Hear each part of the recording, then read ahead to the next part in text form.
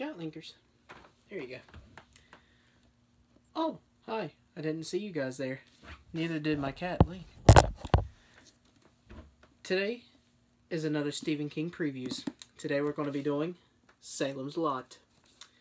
Salem's Lot is a story that I feel that not many people have been talking about here lately of Stephen King's. Whenever you mention Stephen King to someone, they usually talk about it because that's the upcoming movie that's coming out, and it's like the best story he ever wrote.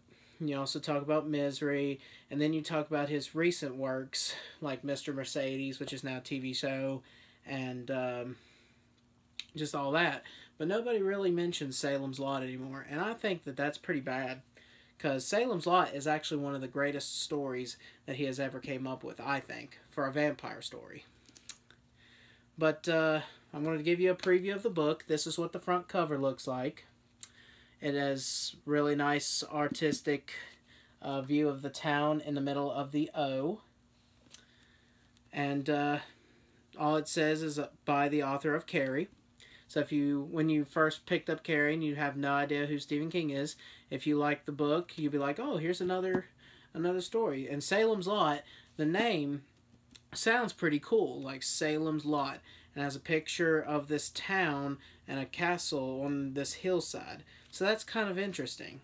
But let's see what the back says. This is what the back looks like. And it says, Stephen King, who introduced you to Carrie? Brilliant, amazing, blah, blah, blah, blah. All these good things about it. Invites you to visit the town of Salem's Lot.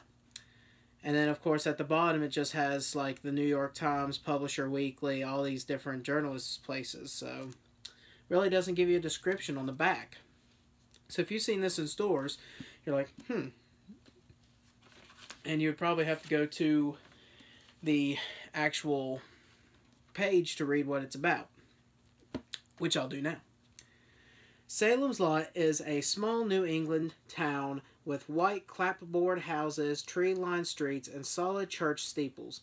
That summer in Salem's Lot was a summer of homecoming and return. Spring burned out and the land lying dry, crackling underfoot. Late that summer, Ben Mears returned to Salem's Lot hoping to cast out his own devils and found instead a new, unspeakable horror. A stranger had also come to the lot, a stranger with a secret as old as evil, a secret that would wreak irritable harm on those he touched and in turn on those they loved. Kind of sounds like Needful Things, doesn't it?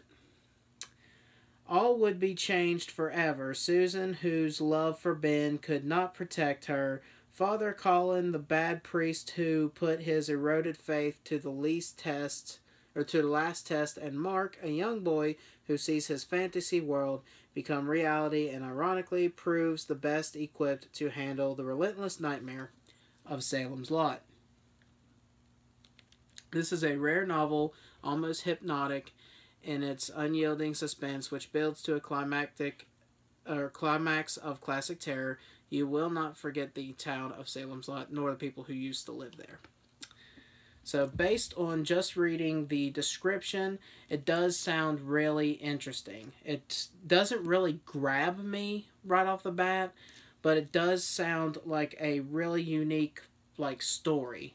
So it does pull you in. It doesn't reveal anything too much about this mysterious stranger coming to town. It doesn't really give too much of the actual story away, which is good because when you want to read the book, you don't want everything ruined in just the plot. But I'm going to read you just the first little paragraph. Unless it's too long, then I'll just do the notes. See if it starts right here. Okay, almost everyone thought the man and the boy were father and son. They crossed the country on a rambling southwest line in an old Citroen sedan, keeping mostly to secondary roads, traveling in fits and starts. If I mispronounce words, forgive me. They stopped in 3 places along the way before reaching their final destination. First in Rhode Island, where the tall man with the black hair worked in a textile mill, then in Youngstown, Ohio, where he worked for 3 months on a tractor assembly line, and finally in a small California town near the Mexican border, where he pumped gas and worked as remaining small foreign cars with an amount of success that was, to him, surprising and gratifying. So, based on the first paragraph, no, it does not draw me in. The only thing that I really liked out of that first paragraph was almost everyone thought the man and the boy were father and son. So that kind of was like a little interesting, like, ooh, I wonder what's going on there. But then it started getting into that whole, I've done this, been here, been there. It doesn't really catch you. But let's see if the ending of this so-called book does catch you. The very last line. The very last line reads, "They went back to the road and drove away.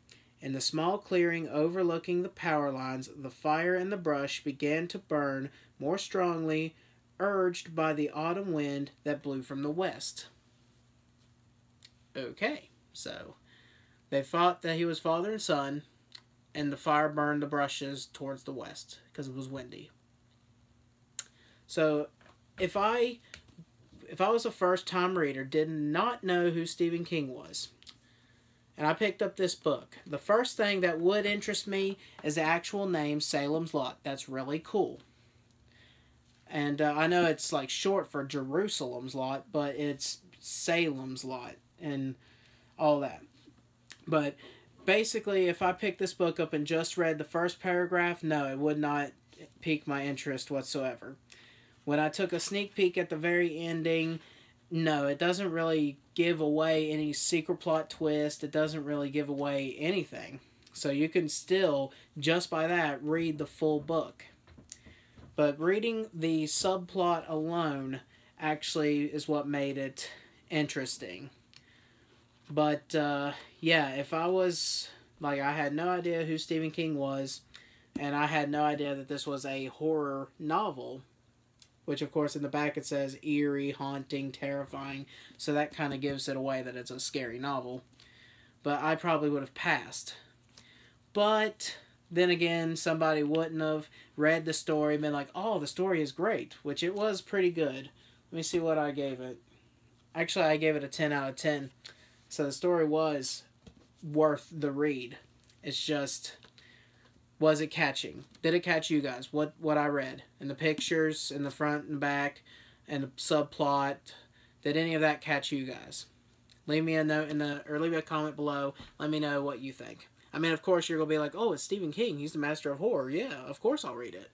But imagine yourself, throw all that away and just pretend like this is the second book that came out by this so-called Stephen King. Would you pick this book up? So, that is my Stephen King previews. I did not start the video off, so you had no idea what this was, but I'm sure in the title description, it kind of gave it away. But yeah, make sure you check out R.L. Spooks' next video. He's going to be doing another Goosebumps preview right after this. So thank you guys. Hope you enjoyed the preview, and I will see you next time. Later.